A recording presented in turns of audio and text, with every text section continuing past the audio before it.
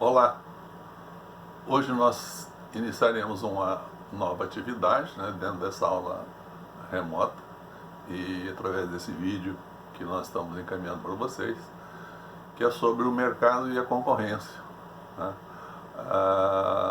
Primeiramente nós vamos definir o que é mercado e concorrência, né? O mercado é qualquer espaço físico, né, ou não, aonde bens e serviços sejam trocados livremente. Quando a gente fala em mercado físico, né, é o espaço, por exemplo, é um supermercado, é um comércio, é um banco, né, enfim, é qualquer local. E o fato de hoje nós termos um mercado virtual também está inserido, né, dentro desse mercado.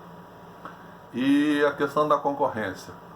A concorrência é uma forma de se organizar o mercado, e de tal maneira em que você tenha condições, né, de proporcionar para o consumidor uma competição, né, entre as empresas que estão oferecendo o bem ou prestando o serviço.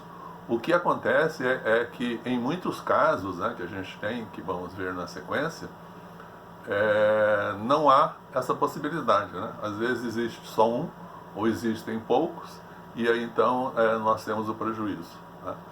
A concorrência, então, os mercados, né, de tipo em concorrência são, primeiramente, o mercado em concorrência perfeita, né, onde nenhum dos produtores e nem dos consumidores são suficientemente grandes, né, para que eles possam determinar o preço de mercado. O preço de mercado seria realizado pelas forças de mercado, ou seja, pelos demandantes e pelos ofertantes, conforme nós vimos já em aulas anteriores, né? É um mercado que não é assim tão fácil de se encontrar, né? Mas nós podemos dar um exemplo aqui, esses mercados do Paraguai, onde se vende, por exemplo, uísque, né? Um uísque de marcas diferentes, porém com o mesmo número de envelhecimento, né, ele custa praticamente o mesmo preço em todas as lojas, né? Isso demonstra então essa forma de concorrência. O outro tipo de mercado em concorrência seria o mercado de concorrência imperfeita, né? Essa imperfeição existe porque alguém, né, consegue determinar o preço sem que o outro esteja de acordo, né, como é o caso do mercado em concorrência perfeita, né? Inicialmente nós temos então o monopólio, né? O monopólio é um tipo de mercado onde há apenas um único fornecedor, né? E naturalmente é esse fornecedor quem determina o preço. E o monopólio realmente não tem como, né, você discutir a questão do preço, como por exemplo a Copel, né? Aqui no Paraná a Copel é a única empresa que oferece, né, a energia elétrica para nós, né? Uma outra forma que nós teríamos seria o oligopólio, né? O oligopólio também é um pequeno grupo de empresas, né? Poucas empresas, oligo significa poucos, que oferecem os seus produtos no mercado, né? E nós também, enquanto consumidores, que somos a maioria, temos que aceitar esse preço. É o caso, por exemplo, do mercado das cervejas, é o mercado dos automóveis, que existem poucos, mercado de tintas e vernizes, que também são poucas empresas, né, que colocam o preço no mercado, esse produto no mercado, e praticamente elas é quem determina o preço, né? Um outro tipo, né, de mercado em concorrência é chamado, ainda dentro, né, do mercado de monopólio, é aquele mercado em que só há um único comprador, né? Que é denominado de monopsônio, ou seja, uma única empresa que compra todos os produtos, né? Por exemplo, um laticínio. Normalmente numa região só tem um laticínio e todos os produtores de leite, né, entregam para aquele laticínio, né, e não tem como discutir o preço. Uma outra forma também é a questão do oligopsônio, né? O oligopsônio são poucas empresas compradoras e muita gente vendendo, né, esses produtos no mercado. Seria, por exemplo, as montadoras de automóveis, né? São poucas empresas que compram praticamente todos os produtos, né, dos fornecedores que estão ao seu redor na montagem do automóvel, né? Então essas seriam os tipos de mercado. Há algumas condições, por exemplo, para que aconteça o chamado mercado perfeitamente competitivo, né? Ser um mercado em concorrência perfeita.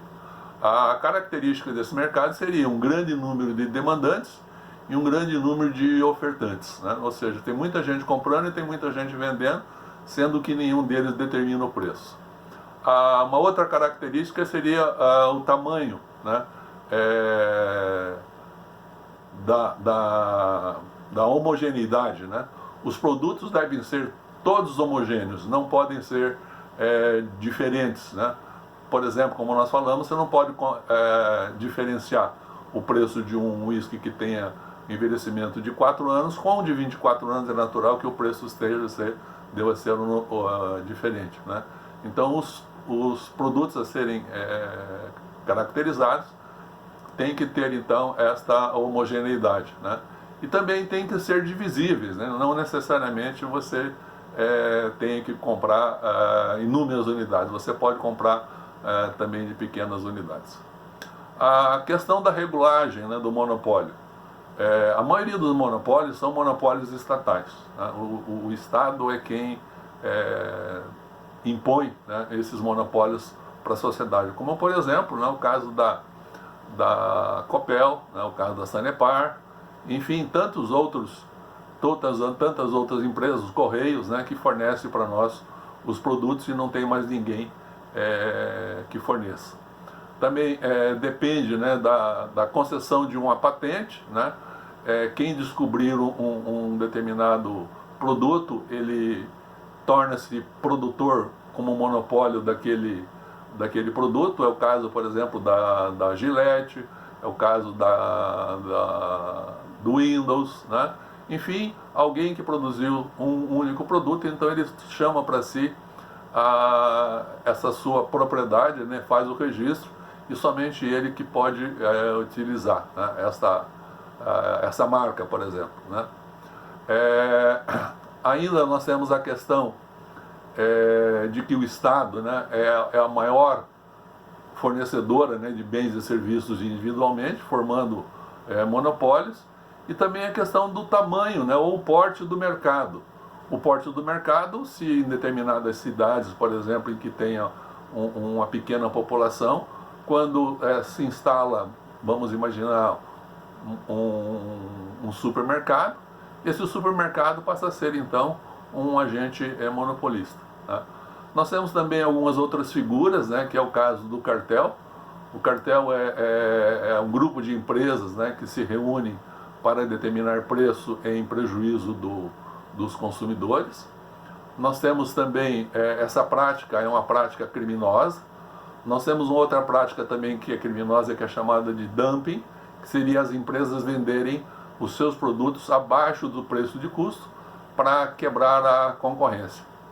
E por último, então, nós teríamos um tipo de empresa que seria a holding, né? A holding seria uma reunião de empresas da mesma atividade ou não, que se unem, né, com o sentido de fazer um só gerenciamento. Como é o caso, por exemplo, da Ambev, né? A Ambev aqui no Brasil se reuniu, as 3 cervejarias, a Skol, a Brahma e a Antártica, para poder criar a chamada Ambev, American Beverage, que é uma holding, né? E essa holding foi se unindo com outras empresas e hoje, então, nós temos um grande conglomerado de empresas que faz parte da InBev, né? Que é a Interbrew Ambev, que ela é dona de supermercado, ela é dona da Budweiser, ela é dona da Quilmes aqui na Argentina, comprou o mercado de cerveja no Paraguai, se reuniu com uma empresa belga, né? Comprou a KFC, comprou o Burger King, enfim, né? Virou um grande conglomerado e esse conglomerado tem uma única direção dos seus vários sócios. Ficamos por aqui. Até a próxima aula.